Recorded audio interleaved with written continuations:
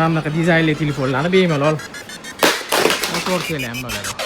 Bu dizayndagi modelni ko'rsangiz, boshqa modelga qaragingiz kelmay qoladi. Okey, qimmat dizaynli, lekin arzon model bo'lsin deganlar uchun zo'r model keldi. Telefonning narxini videoning oxirida aytib o'taman.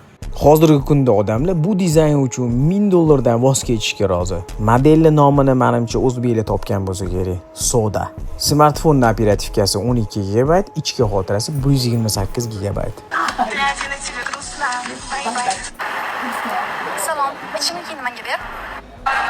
Full HD+ formatida, lekin sifati ham zo'r ekan, internet ochishlari ham tez. Odamlar ko'rsatishni ko'raylik.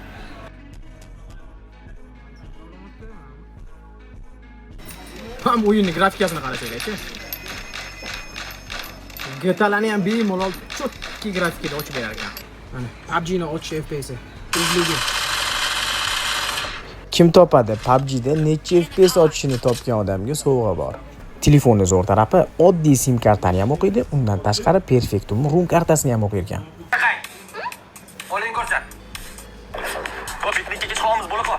Telefonni narxi atiga $109. Nima deb o'ylaysiz? Narxiga arziydimi? Kommentariyada fikringizni kutaman.